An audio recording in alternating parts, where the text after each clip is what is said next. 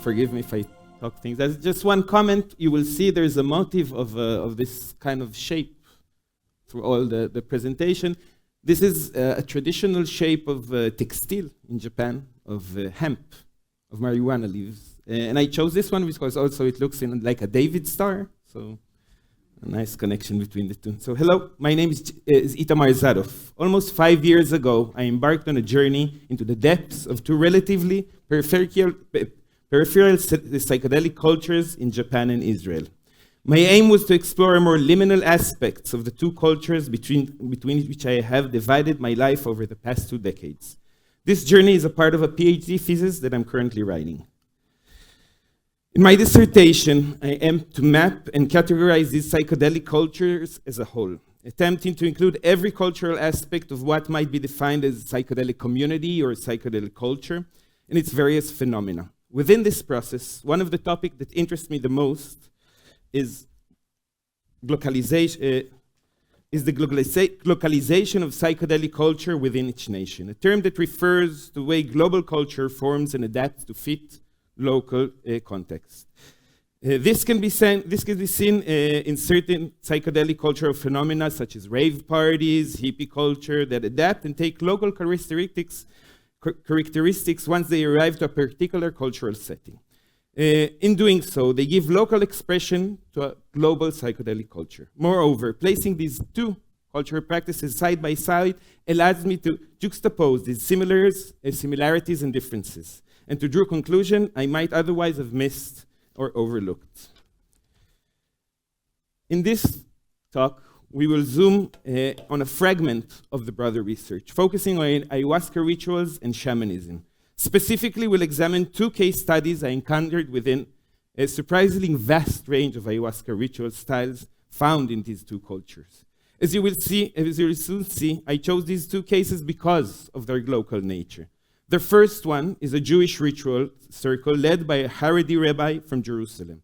And the second one is a Ko-Shinto style ritual, referring to pre-modern version of Shinto ritual tradition. In the second part of the talk, just one second. Okay, in the second part of the talk, we will compare these 2 cases through several analytical paradigms. These paradigms will allow us to draw conclusions about the nature of these cultural processes and hopefully better understand the role of ayahuasca within different local spiritual communities. We will also examine how ayahuasca, along with the cultural baggage it carries, interacts with the host culture it reaches during global dissemination, an ongoing process often described as the ayahuasca diaspora. The Jerusalem Circle. The circle is led by Rabbi David Baal, a certified ultra-Orthodox rabbi that have chosen to dedicate his spiritual work connecting ayahuasca with the Jewish spiritual world. This ritual is conducted outdoors, with participants lying on mattresses arranged around a campfire with no particular role to take part besides being there. As you will see, I took a picture after a long night of adventures. You can see my dirty feet in the bottom. The ritual usually is around a campfire, and you will see it's connected by 6 candles, and the altar itself is full with different Jewish relics, tefillin, merkava, stones that were believed that were used by the high priests of the temple, and other things. During the ceremony, the rabbi plays his guitar spontaneously, channeling Hebrew words in biblical register, which gradually took the form of a song. In an interview I conducted with him after the ceremony, he explained that the words come to him intuitively. He neither plans nor composes them in advance. Alongside him, other musicians join in to form improvisational jam session that moves between Arabic or Knainite tonalities to klezmer Yiddish melodies. The ceremony itself is loaded with Jewish symbolism, from the prayer in the beginning to the end, and the end of the ceremony, the relics used, the type of the incense, which according to the facilitator is the same one used in the old temple ceremony, and a goblet, of which the ayahuasca is drank in, that carries the golden letters, Jerusalem. The band Takahara Ama, which means the great plane in the sky, is a group of Japanese ayahuasca facilitators based in Okinawa. It was formed by a couple, these two in the middle, Taichi and Yumi. who decided to combine ayahuasca, neo-shamanism and pre-modern Shinto belief. I wanted to talk about this pre-modern Shinto belief for a second because the definition at the moment is not exact, but I will elaborate it on really shortly. Their main activity takes place in the Okinawa region. The ceremony I participated in was held in a cave near the main island. The cave itself is a part of a Shinto shrine that was filled of sculptures and of dragons and other spiritual entities. After drinking the first cup, the couple opened the ceremony with bows and claps in the customary manner of entering a Shinto shrine, following by a recitation of Shinto prayers and recounting the mythological creation of Japan. The ceremony was mostly seated, and most of the songs, surprisingly enough, were in Portuguese and Spanish. It was highly orchestrated, and it was clear that the flow of the night has been planned in advance. In addition to the singing, there were 2 sharing rounds, one in the beginning and another one in the end of the ceremony, before the ceremony was closed. Having presented these 2 cases, now I want to turn to some key patterns, tensions that emerge in placing them side by side. So the first one is the spiritual role. Both facilitators see themselves as spiritual revolutionaries, whose mission is to reform a belief system that are a part of traditions they view as outdated, constrained by rigid role and orthodoxy, and no more relevant to contemporary spiritual lifestyle. They believe that ayahuasca can help advance this system to their next stage, making them once again meaningful and appealing. Interestingly, they pursue this transmission by reviving what they consider to be the mystical core of these traditions, before it was overshadowed by institutional roles and rational framework. Rabbi David approaches his work as Hebrew rather than Jewish, aligning himself with the belief system of the temple period, prior to the development of the Talmud and the Gemara, which he believes redirected Jewish life away from the spiritual experience and towards intellectual abstraction. His role models include Abraham, described mainly as the knight of belief, and Rabbi Nachman of Breslev, which is a spiritual leader who emphasized the primacy of the heart over the mind. These figures, in his view, re-centered the Jewish practice into a lived spiritual experiences, countering the dominance of textual and legalistic logic that emerged after the Jewish diaspora. The case of Takahara Amma is more complex. Their main source of inspiration is a book entitled Hitsuki Shinji, which translates the Sun and Moon Revelations, transcribed by Okamoto Tenmei during the first half of the 20th century. Okamoto received the text while in a state of what is known in Japanese as kamigakari, which is a person that serves as a medium for a kami. A kami is a god or a deity or a spirit.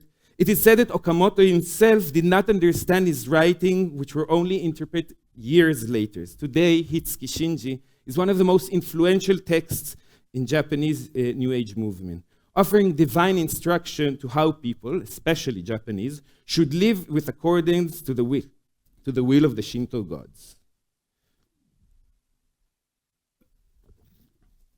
Okamoto's experience was not unique. He's a part of a broader lineage of spiritual practitioners within the Shinto who regularly entered to these states of kamigakari and challenged the modern, centralized institutionalization of Shinto under the emperor. These figures claim to carry true spiritual knowledge and practice of ancient times. Both Rabbi David and Takahara Amma thus see ayahuasca as a tool to restore religion to what they perceive is the original spiritual essence, while simultaneously pushing it toward future renewal. Their use of ayahuasca reflects a dynamic tension between restoration and innovation. On one hand, returning to the source, on the other hand, reimagining the future. This strategy, by the way, is no mean new. Benedict Anderson and Eric Hobsbawm have shown their respective analysis of an imagined communities and invented tradition. The reactivation of an imagined past often serves as a powerful foundation for the promotion of new ideologies. Relation with the origin culture. Both facilitators spend considerable time in the Amazon as a part of their ritual training. Rabbi David trained under the guide of Teta Corebin in Putumayo, Colombia. Taichi and Yumi also spent significant time in the Amazon of their training. Nevertheless, both later stated that most of their meaningful training came from students of a new ayahuasca facilitator from Brazil. Interestingly enough, it is the same person. Okay? While both groups acknowledge the Amazonian tradition as an origin of ayahuasca and the source of this spiritual technology, they differ the way they understand its contemporary role. Rabbi David believes that the Amazon and its tribal culture brought to the world technology that meant to remind other tribes to their true spiritual purpose. In his view, ayahuasca is a tool beyond words, intended to cleanse the Western mind and its analytical patterns and to reconnect to its tribal essence. The Japanese facilitators, likewise, view the Amazonian as tribes, as the origin and carriers of this powerful spiritual technology. However, they perceive it with a more local than universal. They see this knowledge as having arrived to Japan to assist in the restorations of the country's ancient spiritual tradition, guiding the Japanese back to the way they were supposed to live. At the same time, they see themselves as the next phase of the evolution of this tradition.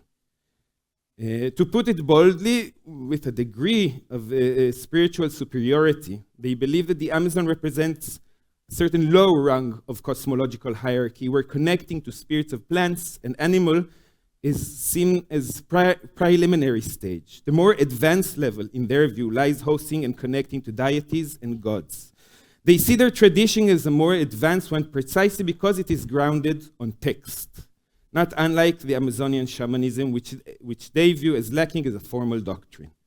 Using a metaphor that has historically been applied to Buddhism in Japan, in their opinion, the Amazon is the trunk and the branches, and Japan is the place where it will bear fruit.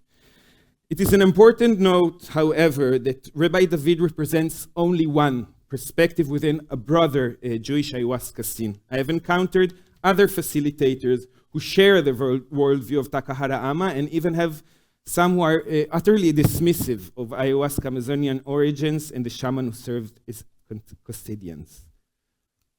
In the last part, another point that emerged through this comparison, one that I must admit for me was not easy to confront and remains something that I'm still processing in this research, is the fact that both ceremonies are conducted on a land whose ownership is contested. Since the events of the past 2 years in Israel and Gaza, questions concerning the legitimacy of the Jewish presence on the land have resurfaced in various circles and forums around the world. At the same time, Okinawa was originally a separate kingdom with its own language, culture, and belief system. It was annexed by Japan approximately 130 years ago. To this day, Okinawa remains Japan's most marginalized prefecture, and many native Okinawans consider themselves distinct people from the mainland Japanese.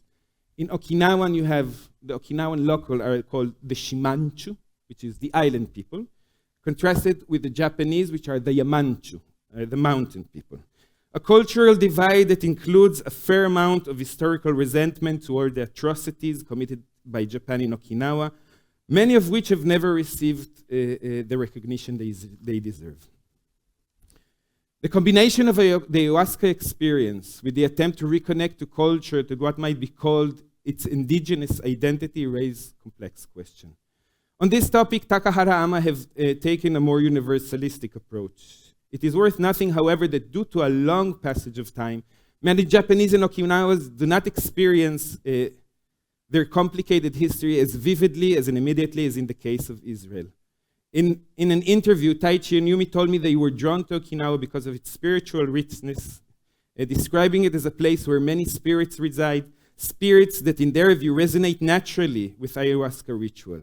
That said, the symbolism of conducting the ritual within a Shinto shrine cannot be overlooked, especially given that during the same historical period when Okinawa was annexed, such shrine was also an instrument of the imperial authority, used to consolidate the Japanese emperor's power over the territory.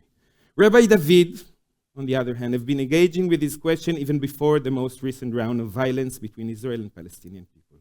It is important to know that He comes from an ultra-Orthodox background, a tradition that is not necessarily Zionist or committed to the idea the Jewish presence on the land today is legitimate in a theological sense. For years, he has worked to build bridges between Judaism and Islam, meeting and collaborating with spiritual leaders. In an interview we held a year after the war began, he responded to my question in a deeply mystical tone, framing the situation not through politics, but through a broader reflection on the destiny of the Jewish people and their cosmic role. The comparison between these two... 10 minutes. I'm finishing in a second. Okay. I should talk slower next time. The comparison between these two cases has shown how ayahuasca functions are not only a tool for spiritual exploration, but also a way to rethink cultural and religious identity. In both cases, the facilitators frame their work as a return to something original, something buried beneath the institutional role or modern logic. Neither case can reflect a simple return to the past. Instead, both involve a selective recognition of tradition, one that blends elements from older belief system with a new form of knowledge, practice, and global influence. What makes this process compelling is how ayahuasca is used to create a sense of continuity where rupture exists. Rather than treating the brew as something foreign, both facilitators describe it as a revealing deeper truth within their own tradition. It becomes a structure that allows for experimentation while maintaining the appearance of spiritual rootedness. But this gesture, returning to the origins, happens in place shaped by an unresolved history. Whether in Okinawa or in Israel, questions of land, legitimacy, and belonging are a part of the ritual landscape, even if they remain unspoken. These tensions don't undermine the sincerity of the facilitators. Okay, it's important to say, but they are a part of a story. The rituals they led are shaped not only by belief, by a broader cultural dynamics. Who gets to speak for tradition, how spiritual authorities claim, and what is remembered and forgotten along the way. The ceremonies are not separate from these histories. They respond to them and sometimes reframe them. Commenting on the amazing work that my colleague Leo does with ayahuasca, seeing it as a tool to resolve conflicts and connect between people in political disputes, this paper wishes to give another angle and to see this contradiction as a ground through which contemporary spirituality is being made. Thank you.